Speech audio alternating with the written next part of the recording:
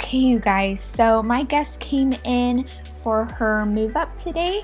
So I'm going to start off by removing her hair extensions by spraying some remover onto the extensions, letting it sit, and then I am using the tail end of my comb to lift open that bond, and then I will just brush through to make sure I got all of the excess adhesive off.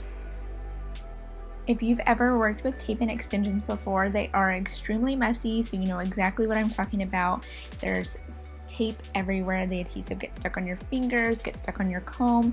So as I am taking off the extensions, I have a piece of foil on my tray that I make sure that whenever I'm cleaning off the tape off of the extensions, I'm placing it onto that foil.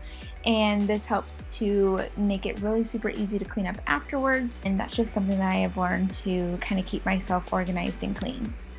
And after we get the tape and extensions removed out of her hair, we will be doing a shampoo. I feel like it's super important once you remove all of the extensions to go ahead and shampoo your client and get them nice and clean, because they're not going to be able to wash their hair for 24 to 48 hours. I will be showing one of my favorite ways to apply tape and extensions for guests who love to wear their hair in braids, so stay tuned.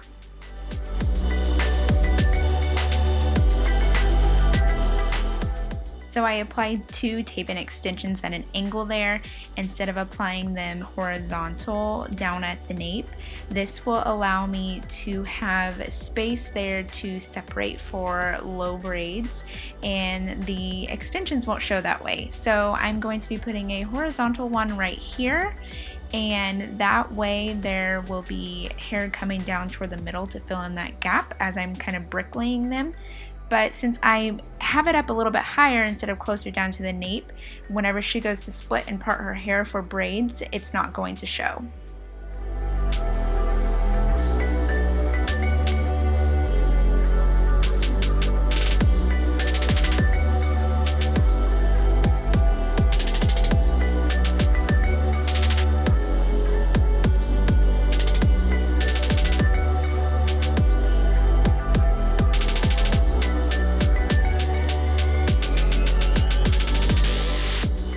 I hope you guys were able to take something away from this video, and if you have any tips and tricks on how you love to apply or remove with tape and extensions, please comment below.